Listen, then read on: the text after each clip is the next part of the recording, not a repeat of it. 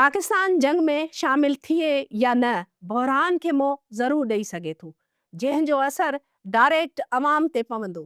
तेल महांगो थींदो, भाॼियूं ऐं ॿियूं आम वाहपे जूं शयूं बि आम माण्हू जी पहुच खां परे थियण जो ख़दशो आहे। अचो त सम्झण जी कोशिश करियूं था त ईरान में जारी जंग सां पाकिस्तान खे कहिड़ो फ़र्क़ु पवंदो। अमरीका अॻु ई ख़बरदार कयो आहे त उहा जंग डिघी थी सघे थी। ईरान आबनाए हर्म्ज़ यानी सामूंडी लंघ खे ब्लॉक करे छॾियो आहे ऐं कुझु टैंकरनि खे निशानो बणायो आहे। दुनिया जी तक़रीबन 20 सैकड़ो तेल जी फरामी आबनाए हर्म्ज़ जे रस्ते सां थींदी आहे। ही गुज़रगाह बंदि या गैर महफ़ूज़ थिए त आलमी फरामी मुतासिर थी सघे थी। पाकिस्तान क़तर खां LNG, कुवैत खां डीज़ल ऐं मुतहिदा अमारात खां ख़ाम तेल वठंदो आहे। ही अहिड़ी रीति ॿियूं आम वापे जूं शयूं बि साॻे रस्ते सां थियनि थियूं। तंहिं करे कंहिं बि रुकावट जो सिधो असर पाकिस्तान ते पवंदो। पाकिस्तान पंहिंजी ज़रूरत जो तक़रीबन 80 खां 85 सैकड़ो तेल दरामद कंदो आहे। आलमी मंडी में तेल महांगो थींदो आहे त उन जो सिधो असर पाकिस्तान जी मईशत ते पवंदो आहे।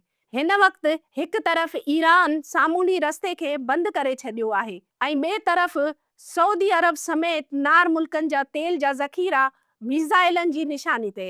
पाकिस्तान में तेल जो हिकु हिसो ईरान खां अचे थो, जंहिंखे मक़ामी तौर ते बॉर्डर ट्रेड ऐं हुकूमत स्मगलिंग जो नालो ॾिए थी। ही वापार लखनि लीटर जी सूरत में थींदो आहे, पर ईरान में सूरत हाल जी संगीनी सबबि ही फरामी बि मुअत्तल थी सघे थी।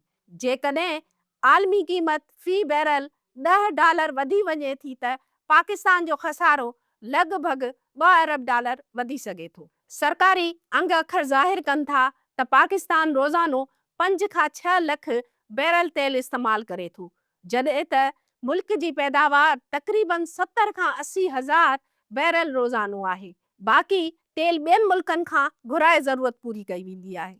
हुकूमती ज़रियनि मूजिबि पाकिस्तान वटि 25 खां 28 ॾींहंनि जो पेट्रोल ऐं डीज़ल जो स्टॉक मौजूदु आहे। जंग जारी रहे थी त वॾो असर पवण जो इम्कान आहे। ऐं हा, जेकॾहिं आलमी मार्केट में तेल महांगो थिए थो त उन जो असर पाकिस्तान ते पवंदो। बिजली महांगी थी वेंदी, ट्रांसपोर्ट जा भाड़ा वधी वेंदा, खाधे पीते जूं शयूं महांगियूं थी वेंदियूं, सनती ख़र्च वधी वेंदो।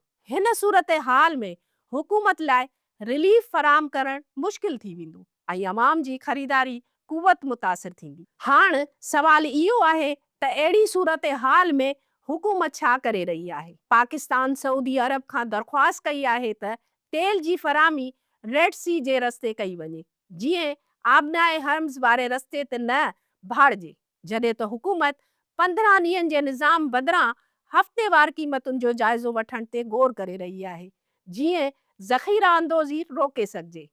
जेकॾहिं तकरार घटिजे थो ऐं आलमी मार्केट पाण संभाले थी वठे त पोइ पाकिस्तान ते असर घटि पवंदा, पर जेकॾहिं ईअं नथो थिए त पाकिस्तान जी नाज़ुक माशी बहाली खे सख़्तु धकु रसण जो इम्कान आहे।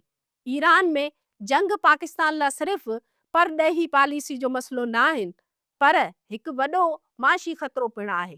पाकिस्तानी हुकूमत लाइ वॾा चैलेंजिस आहिनि। हिकु पासे खिते में सिक्योरिटी सूरत हाल त ॿिए पासे माशी बहरान जो ख़दशो। हाणे ॾिसणो इहो आहे त शहबाज़ हुकूमत हिन सूरत हाल खे मोह ॾियण लाइ कहिड़ी हिकमत अमली जोड़े थी।